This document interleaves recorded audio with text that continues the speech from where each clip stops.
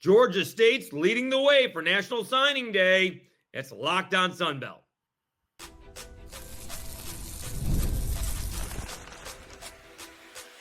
You are Locked On Sunbelt, your daily podcast on the Sunbelt Conference, part of the Locked On Podcast Network, your team every day. All right, Dave Schultz, Locked On Sunbelt, your teams every day. Today's episode brought to you by Game Time. Download the Game Time app, create an account, and use code LOCKEDONCollege for $20 off your first purchase. All right, the number one ranked class heading into signing day in the Sunbelt is the Georgia State Panthers. 33 commits. Again, heading into the day, we'll see what it is after the day. Let's bring in my buddy from GSU Panther Talk. He is Ben Moore, 24/7 Sports. Ben, Happy New Year. I'm not allowed to say that. I have a rule. February is the time, but I haven't seen you in a bit, so we'll say it anyways. Happy New Year. Thanks for hopping on Locked On Sunbelt, and how have you been? Yeah, great, Dave. Appreciate you bringing me on, man. It's always great to see your face and talk a little football, talk a little recruiting, and as you have, like as I have come up, the first Wednesday in February was like a national holiday, right? You know, everyone knew when the chain of signees would sign their letter of intent. Now it's a little bit different, obviously, with the transfer portal and the signing period in December, but here we are in February and talking recruiting, so nothing better. Well, the whole thing changed, right? With the early signing period, and now it's Super Bowl week. We're all kind of screwed up. It is all changing. All right, before we get to signing day, let's look back, right? Georgia State had that odd beginning where out of nowhere they beat Vanderbilt, and nobody was really impressed until we found out Vanderbilt was pretty good. Yeah, no question. I mean, anyone coming in the season last year, you start out the game at Georgia Tech, in-state opportunity there. You host an FCS opponent, and you say, all right, well, if you could come kind of split those, get out of September with maybe a win or two, you feel good about things. The win at home against Vanderbilt was huge. And as you mentioned, at the time was one of those things where, hey, you beat an SEC team, but it was always the but. Hey, well, they're always at the bottom, and they're always this and that. Well, 2 weeks later, they beat Alabama. They finished the season with 8 wins, and arguably your best win in not only over an SEC opponent, but one of your best home wins you've had in quite a while. Certainly a landmark win for Dell McGee. Unfortunately, after that point, went downhill. You went 2-2 there in September. Don't escape basically, and don't get a win until at the end of the season in San Marcos against Texas State, which, as we were talking about before we went on the air, was still quite confusing. Just an offensive explosion out of this team, and we're able to land that. But some major changes. Dell saw the weaknesses. He talked about it in the post-game press conference in the final game, saying that he was going to address every single piece of his organization, find out, do a lot of scouting, whether it's with the coaching staff, with his players, and you've already seen major changes on the roster and the coaching staff so far. Yeah, talk about those changes in the coaching staff. And a lot of that had to do with, he put this on the fly. This was not your typical, we're getting this coaching staff together. Typically the way it is done in December or early January, right? I mean, spring had already had 2 practices. That was in March. And all the coaches were already taken for the most part, right? All the assistant coaches, typically are already gone. They're already on staff. So he's kind of putting it together with what he could. And now he's got a chance to, put the kind of staff together that more along the lines that he was looking for. No question. And you mentioned the scramble, Coach Sean Elliott leaving and going to South Carolina, and right in the midst of spring practice, really threw a lot of things, not only the calendar itself from spring practice, but the current roster. Hey, some of these guys are not going to fit the style. You can't dump the entire roster because you still got to have, obviously, some guys that can play during the fall season. Coaching's you want to grab some folks that may or may not be semi-retired. I mentioned Jim Chaney in the past. He was the guy who was on the Texas A&M staff with Jimbo Fisher. When Jimbo Fisher was let go by Texas A&M, Jim Chaney was basically retired. He was done. Was probably going to spend a lot more time with his family. Dell called him and said, "Hey, come be our OC." Most folks around the program thought it was going to be maybe a 1-year deal. Anyway, just kind of get some stability there. With Dell only basically being a head coach for 1 game of a bowl season, way back when against Georgia, playing Georgia Southern in the bowl game there. So a lot of scramble. Now he can reevaluate and bring his own players and the staff and some folks that I talked to, they were close to the program. They wanted to get better in every single, piece there. They wanted to shift and move to more of a dual threat quarterback instead of a prototypical pocket passer. Wanted to get much bigger and stronger on the offensive line. Coming from the University of Georgia, they're known for massive offensive lines, guys that can push people around, push folks, basically run the football and demand that. The Panthers did run the football pretty well last year and look to continue to kind of build that, added some assets and some talent. And then, just went to the coaching staff and basically, for lack of a better term, gutted it. Moved a couple of guys along. Running back coach Will Healy got a job to be the head coach of East Tennessee State. But overall, 7 additions to this assistant coaching staff, and both of the coordinators are different from 2024. So major changes there. But now he has a full spring and full offseason winter workouts to kind of build this roster up. 55 new players enrolled in January, which is a massive number. To have, and they're here along with the returnees, including Ted Hurst, who was a big addition. The Panthers were able to hold on to him. There was other schools come calling for him and go out. And as you mentioned, you led the show with the best recruiting class in program history, number 1 in the Sun Belt, really going after the high school guys really, really hard, getting 16 of them to enroll early, which is another massive number, getting them ahead to go through winter workout, spring practice. And some of those freshmen are going to have to play. Also hitting the junior college ranks very, very hard as well, going and grabbing guys and kind of wrestling them away from P4 schools. So he hit all layers that way. And there's still, as we know, a spring transfer window that may or may not have some guys that Dell and his staff want to go grab and can kind of address that any potential depth issues or weaknesses there as the staff goes through spring practice. So it does the timeline is not as condensed as it was in 2024. So definitely feels more comfortable about that. But as we look around, the September schedule is not any easier either. You have Ole Miss, you have Memphis, you go have a return trip to Vanderbilt. So this team's got to be ready to go in September and face another tough schedule. Talking to Ben Moore from GSU Panther Talk. It is Locked On Sunbelt, your teams every day. All right, so not only does Dell McGee have to learn his team, but part of that recruiting process is learning what the talent is on the other squads. And that's not quite as easy as it used to be because the other squads would have those players for a couple of years. Now it really is a turnover on a basic, annual basis. And so how much did he learn, this year on what he is? Did you say he wants a drop back quarterback or he wants a dual threat guy? What was that? Shifting more toward a dual threat guy. We saw it in the past. I mean, he saw the film from Darren Granger in the previous years with the Panthers, right? Sure. When things break down, can take off and impact the game there on the ground. Well, Braylon Braxton won the Sun Belt Championship. Yeah, absolutely. I saw it work well in the league. So I think ultimately shifted that. Went and got Cameron Brown, who was with Texas Tech, a local guy from Warner Robins, Georgia. A guy that ran a 10.7 100 meters in high school, could really get out and move. Went to Texas State and grabbed PJ Hatter, another guy who absolutely can fly, and a lefty there. So they're going to battle it out in spring, along with Christian Veillere, who has been working out, has been trying to get stronger and faster, and had some starts under his belt. There were some folks. No Zach Gibson. He's exhausted his eligibility. So he did not. Yeah, after transferring over from Akron and from Tech, he was out there. And then basically you've got TJ Stanley, who's a state championship winning quarterback here in the state of Georgia, another dual threat guy, really can run. He won a state championship right down the street from Georgia State Stadium in Mercedes-Benz, leading Toombs County to a state championship here in Georgia. So those 4 guys are going to get after it. They're all already on campus. It's a huge advantage for that room to continue to kind of progress and get stronger. And the offensive line room is absolutely loaded and strong. They added 9 offensive linemen to the room in January. So you've got guys that are transfers, guys that are, from high school ranks already enrolled, as well as junior college ranks. So you're going to have, basically up for grabs almost every single spot that the Panthers were the weakest at in 2024.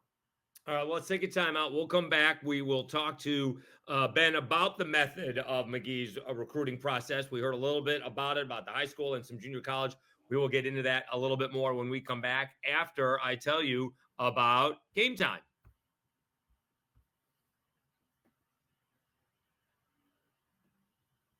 Looking for tickets to your next big event, whether it's a concert, a comedy show, or a sporting game? Find the right ticket at the right place can be a headache. But with Game Time Picks, it's never been easier. Let me tell you how it works. With Game Time Picks, the app does all the hard work for you. It curates the best deals so you don't have to waste time searching through endless ticket listings. I've been using Game Time Picks for a while now, and here's why I love it. The curated deals makes it super simple to find great tickets at a great price. No more sifting through thousands of options. I recently grabbed a super deal for a prime seat, and I couldn't believe the value. It was an absolute steal.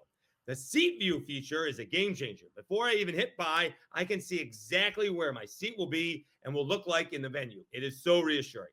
And the best part, you're covered with Game Time's lowest price guarantee. If you find a better deal somewhere else, they'll refund 110% of the difference. Plus, your tickets are guaranteed to be delivered on time with easy cancellation options if something comes up. Ready to make your next event even better? Download the Game Time app, create an account, and use code LOCKEDONCollege for $20 off your first purchase. Terms apply. Again, that's code LOCKEDONCollege for $20 off. Download Game Time today. Last-minute tickets, lowest price, guaranteed.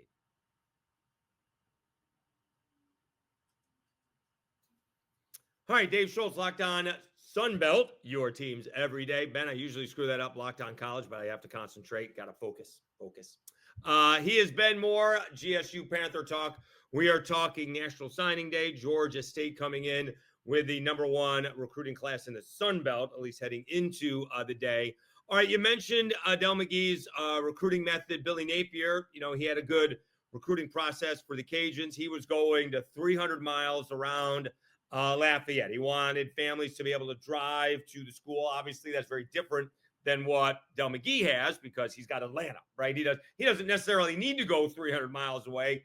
He has the urban center right there. So where else outside of trying to hit Atlanta does he want to do? Or just overall, what's his method to recruiting for Georgia State? Let's start there. Let's look big picture and then try to narrow it down. Sure. Yeah. I mean, Kate was on Kirby Smart's staff there at University of Georgia for 8 years, the running back coach and associate head coach the last few years there. And talking to folks in Athens about Dell McGee, former high school coach in the state of Georgia. His priority was always going to be high school, coaches. And within about a week being on the job last spring, he set up a Zoom call with every single high school coach in the state of Georgia. Anybody that wanted to come jump on said, listen, we're going to recruit two places. We're going to recruit the state of Georgia and the state of Atlanta. In the past, Georgia State has struggled to do that. Just to kind of give folks an idea, he signed more Metro Atlanta prospects basically in the signing period in December than Georgia State had signed the previous 4 cycles combined. So targeting the Metro Atlanta, talent, not letting some of those guys escape, winning some battles basically against, some higher end group of, 5 schools, Memphis and other Sunbelt schools and going in and trying to grab guys and wrestle them away and saying, and pitching this idea and selling this idea. Listen, you can go and build legacy here in your home state, here in your home area. And as you mentioned, Billy Napier took some of that same tips to say, look, we want to basically build this and rise and continue to stack depth. And the thing that he learned most, talking to him about even the portal, is the great teams and big time programs, they can't rely on the transfer portal year in, year out. You can use it to supplement, but ultimately you're even seeing it in the playoff where you had guys where they were losing, depth guys basically, where they just didn't have 3 rows of 5 stars or 3 rows of 4 stars anymore. So successful group of 5 schools are realizing this as well, as saying, listen, I got to have high schoolers and keep them engaged. And now potentially with the redshirt rule make all but evaporate, these guys can play as much as they want, take that 5-year plan, also utilizing junior college guys, allowing them to potentially come back. The Panthers did lean on a few JUCO guys who now have eligibility back. So, you look at a variety of different angles, but he prioritized high school. That was very, very, apparent. And talking to high school coaches, he wanted anyone and everyone to come, see the product, meet his staff, from the areas surrounding it, from going down to Florida and in the Carolinas, Alabama, Tennessee. There's so much talent, and he just basically said, look, I'm not going to reach and go out further wider than I need to, and ultimately bring guys in that way. So he's done a really good job so far. Already got ahead of 26, 27 classes to try to go out and identify some of those guys and try to identify that board. But The big thing as well, off the field when he arrived, he wanted to build up the football office itself. So it was going and making sure you had general manager, assistant general manager. His recruiting offices and staff more than doubled from the previous staff. So, really throwing resources at strength and conditioning and nutrition and just trying to attack every single angle there that he's seen work. That's the other side, being at a premier program, the University of Georgia SEC, and this offseason went out and attacked and went and got, SEC assistants to join his staff as well. So guys that can, have been successful and learn from, talent in the SEC. And you mentioned Billy Napier. He went and grabbed a couple of Billy Napier staffers there from that had worked with him at Florida and Louisiana as well. So, again, they haven't been on the job long, so we haven't really seen the results of that so far. But definitely from the recruiting side of things, they're far ahead from where they have been in the previous seasons. Talking to Ben Moore, GSU Panther Talk, 24/7 Sports on Locked On Sunbelt, your teams every day. Dave Schultz, your host. All right, so even before all this portal and NIL stuff, to keep the whole 33 class members was a long shot. All right, but, you'd probably keep 70, 80%. What do you think is a legit number if he gets 33 guys to enter into the class between January? You already said half of the class is in January, and then in August, the other half. What do you think is the legit number to stay there? We'll just say for 3 years to begin with. What do you think? Sure. Because if you get half of those guys to stay for 5, that's a lot these days. No question. And specifically at positions, right? We've seen guys that want the ball. Running backs, he's going to stack that room. He did it at University of Georgia. He's got, a sizable wide receiver room. Quarterbacks, we see almost every single year, you're going to have quarterbacks who say, look, you only get one typically that will play. So, keeping 4 happy is almost impossible in today's college football. But we've also seen success stories, right? We've seen guys where injuries happen. We saw it in the national championship chase there, where you had guys who were banged up, guys that were able to step forward. I think the likelihood that if you keep half, I think you overall be very successful. But Dell's also not naive to guys blowing up. We've seen in the Sun Belt where guys across the league basically have great seasons, and in this NIL portal era, they can jump and go get paid at a bigger school. I was talking to Lincoln Paré down in Orlando last month, and he's talking about one of his defensive tackles basically who had a really good season. Oregon came calling, so he's gone.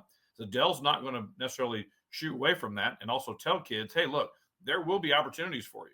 And if you come in here and ball out and are all Sun Belt, it may launch you to a higher spot and go and have a bigger opportunity. Or you can continue to have an opportunity here. And he's very apparent once guys that have come out of the Georgia State program that have gone on to the professional ranks and done well, wants them back around the program, showing them, hey, look, there is a path here to the NFL and to the NFL draft here. Guys have been drafted in the last 4, 5, 6 years from Georgia State. So really trying to hammer that message home, raise the level of expectations. I really think that's the biggest thing as well from the players, the fans, supporters, everyone from top to bottom. And that starts at the recruiting level, saying, look, you just got to get them to believe and have opportunities to continue to build something special here. Is there an NIL fund with Georgia State? They did. They just crossed over $500,000. So they've been super aggressive doing that and building it. That's been one of Dell's priorities. Coming right in. Yeah, absolutely. Yeah. So it's right a little over a year old. That's a start, so right? You just want to you got to pay to play, as we know. Dave. Yeah, it is. It's a start, right? Obviously that's that's not Georgia money. Ohio State is $20 million. Obviously that's where Georgia's got to be. Yeah.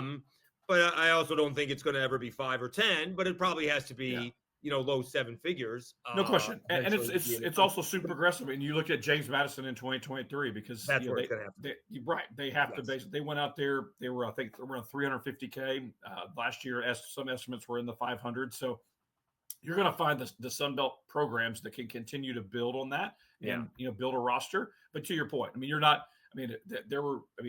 Georgia State lost its tight end this year to Maryland because basically Maryland was unloading the NIL fund as they're anticipating revenue sharing. Well, what do? You look around and say, all right, well, we're not going to match that. We're not even in the ballpark. So good luck to you. Good luck to you, kid. Absolutely. And I think that is, just to wrap up that segment, that is the reality, right? We can offer you this, but if they're going to offer you quadruple, hey, thank you so much. best of luck. Absolutely. Because a lot of those guys, they may not be able, that may be their nest egg, right? This is your beginning of your future. What you probably are not going pro, right? I mean, that's the 1%. You may go pro, but you're probably not. Right. And I think folks around the league are realizing that as well. They know that we've known because we're living it every day, just how the talent level in the Sun Belt continues to increase. Other programs are realizing it too. We're seeing offensive and defensive linemen get picked off, skill position guys, getting opportunities to go play P4 football. And like you mentioned, great for them. God bless them, getting the opportunity to play there and hopefully they get to do it. And we saw at Georgia State, Marcus Carroll went to Missouri last year and scored 11 touchdowns in the SEC. So, and got paid handsomely to do it. So, go cash in. All right, let's take one more time out. We'll come back. We'll talk about the class specifically, see if Dell McGee did achieve his recruiting goals. We will do that right after this. All right, Dave Schultz, Locked On Sunbelt, your teams every day. We'll be right back with GSU Panther Talk. Ben Moore, again, we are getting close. 1,860. We'll be back and come back and talk about the games on Thursday's episode that are happening tonight. All those Wednesday night ball games, full slate of games. So we will get to those and look at those. And again, I'm going to try and reach out again. Friday and Monday, I'm off. I'm going to reach out to all those baseball coaches. I thought I was going to be off all day Friday. I am. I'm not working, but I have something to do in the middle of the day. So we'll see what I can get done. Try to reach out to all the baseball coaches and as many as I can on Friday and could do the weekend as well. Friday and Monday. Well, no, I'm working, but whatever. So I appreciate everybody that can, subscribe. We'll see when we get to 2,000, kind of has slowed down a little bit, but appreciate all the support. Thank you so much. We only have, again, it's less than 5 weeks before that Sun Belt Conference tournament, and we got more national television coverage. Arkansas State taking on Marshall tonight, and then of course not this Saturday, but next Saturday, Arkansas State hosting Troy, and which would be a showdown for first place. All right, Ben Moore coming up right after this. All right, Dave Schultz, Locked On Sunbelt, your teams every day, wrapping things up with GSU Panther Talk, Ben Moore, 24/7 Sports. All right, tell us who some of the guys that are the big-time recruits, because according to 24/7 Sports, so far the best recruits are all 3-stars in the Sunbelt. Nobody has a 4-star recruit that I can see, all right? Everybody has the 3-stars. Georgia State has, I think, are they 25 of their 33 commits are 3-stars, which is obviously very impressive. I'm not going to try and do the math because that's going to make my head hurt, but that seems almost about 70% of their recruits are 3-star recruits. So who are some of the heavy hitters, so to speak, in Dell McGee's first real recruiting class? Yeah, started on the defensive line. Kelan Butler's a guy, Jefferson High School, North Georgia. Guy that was kind of that borderline 3-star, 4-star. It was a 4-star initially by one service, but already on campus, 6'3", 235. That was the one area you really saw Dell attack, going and getting edge rushers, going and getting guys that can pressure the quarterback. The Panthers did an okay job of that at times last year, but definitely felt you wanted more pressure. So adding guys like Butler and going and just hammering guys, JUCO along the edge. Another guy, Zion Lawson from Maynard Jackson here in the city of Atlanta, another edge guy, really trying to attack and build depth on that defensive line and pass rushers there. One of the guys as well that they were super excited right before the signing period as well, was formally committed to Memphis, was Tawan Payton, running back who has already arrived as well as already enrolled. They have super high hopes for him, one of the fastest players in the state of Georgia at the running back position, and we're able to bring him in, a guy that could potentially jump in and have an opportunity to play right away, along with South Carolina transfer DJ Braswell. Looking at that potential 1-2 punch, a little thunder and lightning there. But you mentioned, there are a couple 4-stars across the Sun Belt. So DJ Avery just received within the last week or so, wide receiver from Chattahoochee, got bumped up to a 4-star 90 in the 24/7 database. And then we've also seen Weston Bryant, who is Georgia Southern's quarterback, who was offered at several positions, including tight end by several SEC schools, was a 4-star guy as well. So the talent levels just continues to rise, and those are high school guys, of course. And we could see Weston have an opportunity to play quarterback down there in Statesboro. But as I mentioned a little bit earlier, the lines are really the things that just jump out ultimately with this class. Just going to the high school ranks, and every single guys that you see, high school, junior college transfer, all well over 300 pounds, huge body style, 6'5", 6'6", really just trying to reinforce that offensive line, which was leaky. And Christian Veillere last season, even Zach Gibson got hit a lot. There were a lot of sacks and slow drives down for the Panthers, and Dell wants to really, really reinforce that, along with building that running game. So getting a lot more explosive as well. Brought in 4 wide receivers as well: Deontay Fulton, Jamari Miller, Kyle Washington, one of the fastest guys in the state of Florida. That's the one thing that I've said over and over again, covering Dell McGee's recruiting process. If you're a skill guy, you better run track, because these guys can absolutely go. I was talking about Kelan Butler a little bit earlier. He ran a 10.81 at 240 pounds on the 100 meters. So a guy that even the big guys can run as well. So that's really what he's looking forward to. One guy that I really have high hopes for as well is Grant Hollier, tight end, another Metro Atlanta guy. Big body style, 6'4", 6'5", about 225 pounds. Another track guy, run sub 11 100 meters. So that's the one thing Dell wants to find: speed, size up on the lines, and really just trying to accentuate and push and really just find some speed on all levels and get the ball out to them. And I think you're going to see that a lot here as we jump into spring here in a month. So I do know they have to pick up on blocking and pass protection, but for the most part, I always think running backs is probably one of the easiest ones, because if you can run and make a move, you can play fast, right? So freshman or not, you can play. But like you said, Butler's listed at 230, 235. Maybe he can put on a little bit more weight if he's there in school now. He's got 8 months before he's got a game to play. Does he have to get a little bit bigger? Because 230, even going up against a Sun Belt tackle, and you're telling me they're bringing in 300-pounders, that means there's 300-pounders already in the Sun Belt. So that's 70 pounds that he's got to get. That's a mismatch, so to speak. Can he play, or is his play going to be limited unless he gets a little bit stronger? He's a super quick guy. Uses his hands well, feet well. Again, coming from a really ridiculous winning program, Jefferson's in the state playoffs and advances deep every single year. So, I wouldn't bet against the kid. I really wouldn't.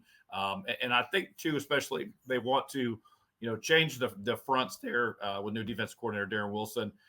Basically having the odd even front, being able to overload some the size, be able to send guys in from basically all 3 levels. That's the one thing that we've kind of seen so far. Moving guys that were a little bit more physical at safety, moving them up to that nickel kind of even outside linebacker, weak side linebacker position, really finding speedy guys that could come off the edge, make an impact there as well. So there'll be a deep rotation, and I expect Butler and a few other freshmen to be in the mix pretty early. All right, so let's wrap things up with Ben Moore, GSU Panther Talk. So here's the issue that I think I have an issue with fans, right? They conflate the number 1 recruiting class in 2025 with on-field performance in 2025. And though you say they do expect some freshmen to play, it's tough for me to think that they are going to be really good really fast, all right? There always is the exception to the rule, but Butch Jones is this great example that his recruiting classes took a few years. It took 3 years before he got to a bowl game. It took 4 years for him to actually win a bowl game. So sometimes it conflates. We got the number 1 recruiting class in 25, but that may take until maybe 27, 28 before we see the results on the field. What do you think the expectations should be for Dell McGee in 25? I think maybe they compete for a bowl game, but I think that would be a big jump. And maybe in 26, they may contend for the East. I still think contending for the East would be a huge leap, although I didn't see Marshall contending, forget about winning the Sun Belt this year, so you never know. But I think if they can compete for a bowl game this year, I think that would be a nice leap in 25 for the Panthers. Yeah, I agree. And again, what's very difficult, again, as it was in 2024, is you've got a ridiculous schedule to start again in September. You go on the road to Ole Miss. It was just outside the college football playoff. You have to host Memphis in a game that was a home and home that got rescheduled from several years ago. We've known that's a quality program as well. Going on the road to Vanderbilt, as we opened the show with, it was very, very solid. And Diego Pavia, the quarterback, is back. Again. He's back for the 1800th year. He's a 38-year-old quarterback. No, but again, you've had also coaching changes in the East, as we've seen. We've seen App State make changes. You had, as you mentioned, Marshall, and Marshall lost a significant amount. What does that roster look like when it comes to in the fall? So there should be wins available. The tougher part about it as well is the Panthers get both Alabama teams. You get Troy. What's Troy now? Basically looking at now in the South Alabama came on very strong last year as well. So there are wins on this schedule. To your point, just how many? I know the expectation with Dell is to make a bowl and compete for championships, but that may be a little bit tough depending on how this comes together. As we know with this transfer portal era as well, you're throwing all these ingredients onto your roster and hoping that basically it bakes pretty quickly. And also you throw NIL in there and hey, this guy's getting more playing time and I want more money and this and that and the other as well. So it's a delicate balance.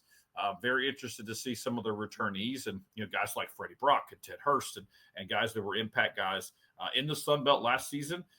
Having another year in this offense basically that shouldn't change a tremendous amount.